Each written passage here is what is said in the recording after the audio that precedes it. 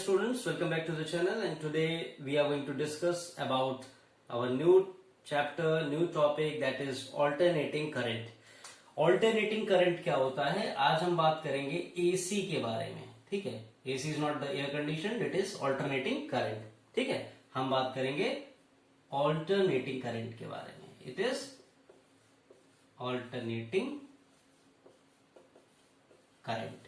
Okay, alternating current क्या होता है? देखिए, डीसी करंट की क्या खास बात थी? डायरेक्ट करंट जो था हमारा, डीसी करंट में क्या होता था? It was travelling in a straight line, कोई भी चेंज नहीं, सिर्फ मैग्नीट्यूड एक पर्टिकुलर डायरेक्शन में वो क्या करता था? फ्लो करता रहता था. सपोज अगर एक हम वायर ले लेते हैं, ये वायर है, तो डीसी करंट सिंपली एक पर्टिकुलर डायरेक्शन में फ्लो करता रहता था. लेकिन अगर एक ऐसा करंट हो हमारे पास, एक ऐसी कंडीशन हो करंट की जहां पर करंट अपना magnitude as well as direction, it is changing both. How? See, suppose we are having a coordinate system like this. हम एक coordinate system ले लेते हैं. ठीक है, ये हमारा coordinate system है, 2 dimensional, x axis, x dash, y and y dash. ठीक है, ये हमारा coordinate system हो गया. अब एक ऐसा करंट हम इमेजिन करें जो कि जीरो से स्टार्ट हो. ठीक है, जीरो से स्टार्ट हो, चलता जाए, एक मैक्सिमम पीक वैल्यू रीच करे, उसका एक साइकिल ये कवर करे, एक साइकिल ये कवर होगा. ये थोड़ा सा कर्व्ड होगा. ठीक है, एक साइकिल इसने कवर की. उसके बाद एक साइकिल कवर करने के बाद फॉर द नेक्स्ट साइकिल इसने क्या किया? Just negative value. जब इस कर्व को थोड़ा सा समझते हैं, इस ग्राफ को थोड़ा सा हम लोग समझने की कोशिश करते हैं, जीरो से स्टार्ट हुए, पीक वैल्यू पर पहुंचे, और पीक वैल्यू के बाद वापस हम लोग कहां आ गए?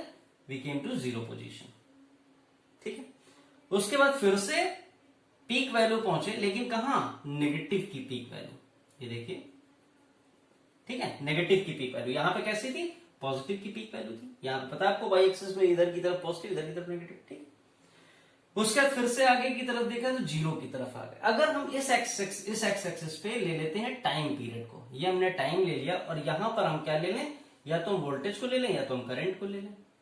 ठीक है, तो आप देख सकते हो कि करंट या वोल्टेज टाइम के साथ क्या कर रहा है? वेरी कर रहा है. और सिर्फ वेरी नहीं कर रहा है, the magnitude and direction is not only varying, although it is repeating itself after a particular interval of time. ये तो चलता रहेगा ना. सो एसी की डेफिनेशन बेटा यहां से क्या निकल के आती है कि AC alternating current is the current in which magnitude and direction of the current changes with respect to time and it repeat itself after a particular interval of time. ये टाइम पीरियड के बाद अपने आप को ये repeat करता है. जैसे कि देखिए, ये एक हाफ साइकिल का मतलब क्या है? एक क्रस्ट या एक ट्रफ. ठीक है, एक हाफ साइकिल में टाइम लगता है t, नेक्स्ट हाफ साइकिल में भी कितना टाइम लगेगा? t लगेगा. ठीक है, ये जो स्मॉल t है, that is the time period for one half cycle. और अगर हम बात करें एक कंप्लीट साइकिल की, कंप्लीट साइकिल जिसे हम बोलते हैं, कंप्लीट साइकिल क्या होता है? कंप्लीट साइकिल का मतलब one crest plus one trough. ठीक है, वन क्रेस्ट और वन ट्रफ को मिलाकर के बनता है एक कंप्लीट साइकिल. जो है आपकी जो टाइम लेती है, दैट इज कैपिटल टी. और आप रिलेशन देखेंगे तो क्या निकल के आएगा? Capital T will be equals to twice of T. ठीक है, तो एसी करंट की डेफिनेशन आई होप आपको समझ में आ गई होगी कि एसी करंट क्या होता है. AC is the current in which the direction and magnitude is changing with respect to time, and not only it's changing, it is repeating itself after a certain interval of time. ठीक है, यहां पे मैंने इस axis पे voltage और current लिया हुआ है. ये ग्राफ अगर आप देखें तो एक ऐसा ग्राफ है, this is a sinusoidal graph. ठीक है, ये साइनोसॉइडल ग्राफ है आपका. तो साइनोसॉइडल ग्राफ होने की वजह से जो वोल्टेज और करंट की इक्वेशन होंगी, ये कैसी होंगी? ये भी साइनोसॉइडल हो जाएंगी. ठीक है, तो इनकी इक्वेशंस क्या बनती है बेटा? इनकी इक्वेशंस होती हैं I इक्वल्स टू, अगर मैं पहले करंट की इक्वेशन लिखूं तो करंट की इक्वेशन होती है I equals to I naught sine omega T. ठीक है, और वोल्टेज की क्या हो जाएगी? V equals to V naught sine omega T. ठीक है, अगर यहीं पे ये क्योंकि साइन ग्राफ है, तो हम चाहें तो हम कोसाइन ग्राफ भी ले सकते हैं. ठीक है, कॉस का ग्राफ भी ले सकते हैं. तो वहां पे इक्वेशन बस खाली चेंज हो जाती है. वहां पे इक्वेशन क्या हो जाएगी? I equals to I naught, sine की जगह बस कॉस हो जाएगा, कोसाइन हो जाएगा, और वहां पे जो स्टार्टिंग होती है साइकिल की वो 1 से होगी। क्यों? क्योंकि कॉस की वैल्यू कहां शुरू होती है? 1 से शुरू होती है। तो उसमें कोई बहुत ज्यादा वो नहीं, जो सिंपल मैथमेटिक्स है, ठीक है, इसीलिए मैं उसको इंडिविजुअली नहीं बता रहा आपको, वो आप आसानी से समझ सकते हो, ठीक है। अब ये इक्वेशन हमारी किसकी है? एसी के करंट की, और ये इक्वेशन एसी के वोल्टेज की। अब इसमें कुछ टर्म्स है, मैं बता देता हूं आपको। ये जो आई नॉट है, ये हमारा पीक वैल्यू होता है। कहां इंडिकेट करते हैं? इस हाफ साइकिल को देखिए, हाफ टी वाले को, हाफ साइकिल को देखिए, इसमें जो ये वैल्यू है आपकी, सबसे ज्यादा जो करंट आपको मिल रहा है, द मैक्सिमम वैल्यू, ठीक है, ये वैल्यू आपकी कहलाती है आई नॉट। अगर करंट है तो ये आई नॉट हो जाएगा, और अगर वोल्टेज है तो ये वी नॉट हो जाएगा, ठीक है। Then coming up to sine, sine तो आपका साइन का कर्व है इसलिए ऐसा है, ठीक है। और अगर हम बात करें यहां पे ओमेगा की, तो ओमेगा क्या है? It is the angular frequency, ठीक है। ओमेगा आपका क्या हो जाता है? ओमेगा आपका एंगुलर फ्रीक्वेंसी हो जाता है, ठीक है। ओमेगा एंगुलर फ्रीक्वेंसी, यानी कि ओमेगा का जो रिलेशन है टाइम पीरियड के साथ, वो कितना होता है? That is 2 pi upon T, ठीक है। और ये वेव है, क्योंकि तो वेव अपने आप को क्या कर रही है? कुछ समय बाद रिपीट कर रही है। जितने नंबर ऑफ टाइम्स रिपीट करती है उसे हम क्या कहते हैं? वी कॉल इट फ्रीक्वेंसी, ठीक है। और फ्रीक्वेंसी टाइम पीरियड से कैसे एसोसिएटेड है? You know that very well in the chapter of wave, that frequency is the inverse of the time period. So if frequency is equal to 1 of T, 1 upon T, so this equation will be how much? This equation will be 2 pi F, omega will be equal to 2 pi F, that is angular frequency. Clear? तो यहां तक आपको clear हो गया होगा कि AC current क्या होता है और उसकी इक्वेशंस को हम कैसे डिफाइन करते हैं, ठीक है। अब इसमें दो तरीके के करंट मेजर रोल पे आते हैं, एक्चुअल 3, हम अभी 2 की बात कर रहे हैं। इसमें 2 तरीके के करंट मेजर रोल में आते हैं। One is your RMS and one is your mean, ठीक है। One is your RMS and one is your mean, या इसी को हम मीन को ही हम कहते हैं एवरेज, ठीक है। अब अगर करंट हमारा आरएमएस और मीन होता है तो वोल्टेज भी हमारा आरएमएस और मीन होगा, ठीक है। तो जैसा रिलेशन करंट का वैसे ही आपका वोल्टेज उसको फॉलो करता है, ठीक है। चलिए लोग डिराइव करने जा रहे हैं मीन करंट। मीन करंट को डिराइव करना है, उसके लिए एक एक्सप्रेशन हमें निकालना है। तो मीन करंट पहले होता क्या है? देखिए, कोई भी एसी करंट होगा, अगर हम मान लें कोई भी एक एसी करंट होगा, तो ये क्या करेगा? ये एक एसी सर्किट में कुछ अमाउंट ऑफ चार्ज पास करेगा, एक पर्टिकुलर टाइम पीरियड के लिए करेगा। सपोज हाफ साइकिल के टाइम पीरियड के लिए, टी टाइम पीरियड के लिए, अगर ये क्यू चार्ज पास करता है सर्किट में, चार्ज देगा ना, क्योंकि करंट का फ्लो ही तो, flow of charges is current, ठीक है। सो अगर ये टी टाइम पीरियड के लिए इतना चार्ज देता है, ठीक है, सो आई मीन यानी कि आईएम क्या करेगा? आईएम भी आपका इतने ही टाइम पीरियड में इतना ही चार्ज देगा, किसे? उस एसी सर्किट को, ठीक है। यानी कि मीन करंट कौन सा है? मीन करंट आपका वो करंट है जो कि एक पर्टिकुलर टाइम पीरियड में या हाफ साइकिल टाइम पीरियड में उतना ही चार्ज एसी सर्किट को देता है जितना कि एसी करंट उसी टाइम पीरियड के लिए एसी सर्किट को दे रहा होता है, ठीक है। चलिए अब इसका हम लोग डेरिवेशन करना शुरू करते हैं। सपोज लेट्स से हम क्या करते हैं, हमने एक पहले एसी सर्किट लिया जिसमें कि करंट फ्लो कर रहा है। Let's say we took a AC circuit in which current is flowing. So when the current is flowing in the AC circuit, what will be the equation of the current? Obviously, the equation will be I equals to I naught sin omega t, ठीक है।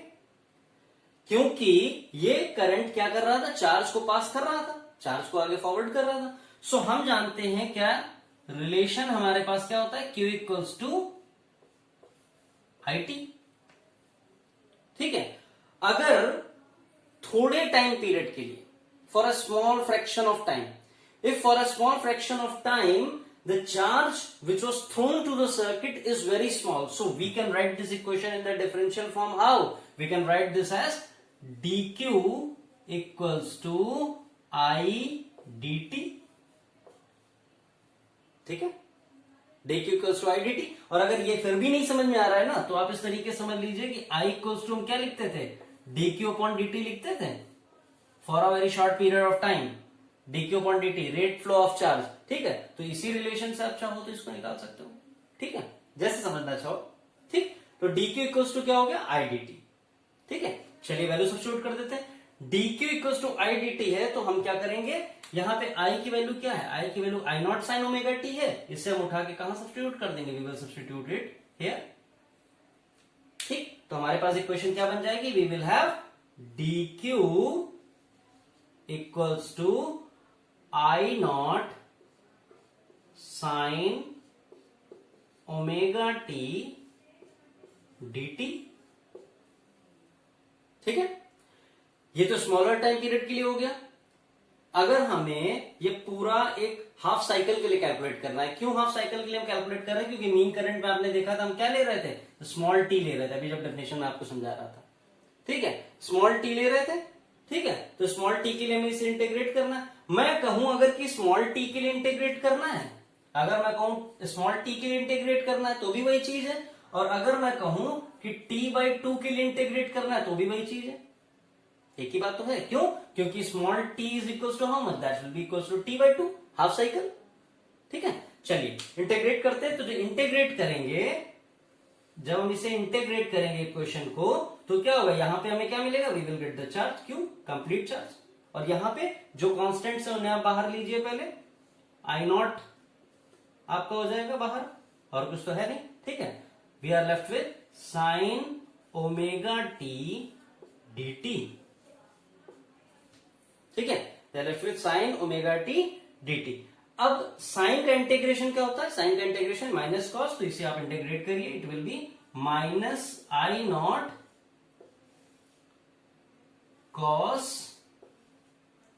Omega T upon omega. Upon omega क्यों, मैंने आपको बताया है कि कभी भी हम इंटीग्रेशन करते हैं तो जो भी कोएफिशिएंट जिस चीज के रिस्पेक्ट में इंटीग्रेट कर रहे हैं उसके आगे जो कोएफिशिएंट है वो इंटीग्रेशन में डिवीजन में आ जाता है और डिफरेंशिएशन में मल्टीप्लिकेशन में आ जाता है। तो वही काम हमने किया कि टी हम किसके रिस्पेक्ट में कर रहे हैं, dt है, तो dt मतलब टाइम को हम इंटीग्रेट कर रहे हैं, और ओमेगा क्या है, एज अ कोएफिशिएंट कम कर रहा है, तो वो हमने यहाँ पे लगा दिया। ठीक है, तो साइन का जो भी कोएफिशिएंट था वो आपका आ गया, ओमेगा आ गया। ठीक, चलिए ये आपकी क्वेश्चन है। इंटीग्रेट कहां से कहां कर रहे थे, t/2 तक के लिए कर रहे थे, कहां से, जीरो से, क्योंकि हाफ साइकिल आपकी कहां शुरू होती, हाफ साइकिल आपकी जीरो से ही तो शुरू होती, जीरो से कहां तक, t/2 तक। तो हम इसे कहां से करेंगे, जीरो से t/2 तक, लिमिट रख दीजिए 0 to t/2। ठीक है, चलिए it will be minus I naught upon omega. यहां पर अगर आप इसे सब्स्टिट्यूट करते हैं तो आपको क्या मिलेगा, you will have cos omega, T की जगह क्या हो जाएगा, t/2 माइनस कॉस 0, क्योंकि 0 को मल्टीप्लाई कर देंगे तो 0 हो जाएगा। ठीक है, कोई प्रॉब्लम। ठीक, अब देखिए यहां पर मैं थोड़ा सा ऊपर की तरफ ये रब कर देता हूं। ठीक है, अब देखिए इस इक्वेशन को देखिए, इसी को हम ऊपर लिख रहे हैं, Q इक्वल्स टू क्या हो जाएगा, I minus I naught upon omega cos omega t/2। Cos omega की जगह क्या रख सकते हैं, ओमेगा की जगह हम क्या रखेंगे, 2π/t मल्टीप्लाइड बाई t/2 और माइनस क्या हो गया, cos 0। अब आपको हो गई ये कहां से है, तो अभी मैंने आपको बताया ना कि omega will be equal to 2π/t, वही हमने रख दिया। यहां से क्या चीज कैंसिल हो रही है, देखिए यहां से आपका t से t कैंसिल, 2 से 2 कैंसिल, क्या बचा आपका, you are left with minus I naught upon omega cos of pi minus cos of 0। ठीक है, इसको देखिए, इसको देखिए, जहां भी डाउट हो बताइए।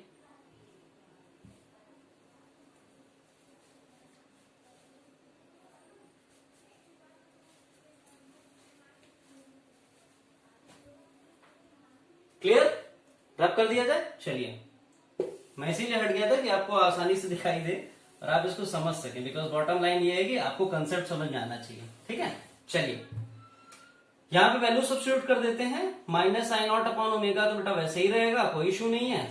अंदर क्या हो गया, कॉस पाई की वैल्यू -1 और कॉस 0 की value 1, so it will be how much, it will be minus of 2, -2 और माइनस माइनस मिलकर कैंसिल हो जाएंगे, तो कितना आएगा हमारा ये, this will be 2I0 upon omega. ये क्या है, ये आपका क्यू आया है।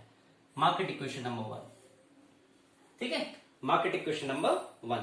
अच्छा, अब ये बताइए, अभी मैंने डेफिनेशन में स्टार्टिंग में क्या बताया, ये वही करंट है आपका जो कि उतना ही चार्ज सर्किट को देगा जितना कि आपको एसी करंट में दे रहा था। तो अगर डेफिनेशन से देखें तो डेफिनेशन से क्या निकल के आता है, डेफिनेशन से निकल के आता है Q will be equals to I mean into T, ठीक है, I मीन इंटू T, और T क्या है, T आपका है, T कितना है, T is your T upon 2, और ये फॉर्मूला कहां से है, ये Q इक्वल्स टू IT वाला ही फॉर्मूला है, ठीक है। तो यहां से आपका क्या हो गया, this will be IM multiplied by capital T by 2. So it will be how much? It will be equals to IM T by 2.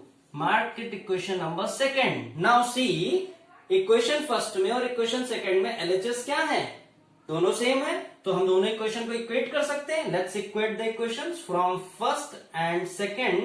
We are having what? We are having IM T by 2 is equals to 2I0 upon omega. So from here what we are having? We are having IM equals to 2I0 upon omega multiplied by 2 upon T. Okay? It will be 2 upon T.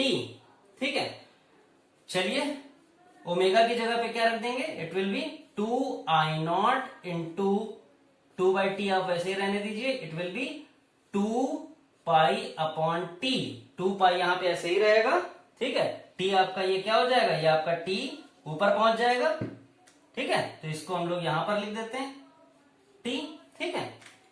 अब क्या करते हैं, अब जो common है उन्हें जो cut रहे हैं वो कैंसिल कर दीजिए उन्हें, टी से टी कट गया, टी से 2 चला गया, क्या बचा हमारे पास, we are left with what, we are left with IM equals to 2I0 upon pi, okay. और अगर आप 2 अपॉन पाई को आप डिवाइड कर दो तो you will have 0.637 times of I0, यानी कि आप देख सकते हैं कि क्या, कि मीन करंट जो आपका है वो पीक वैल्यू का 0.637 टाइम्स है, ठीक है।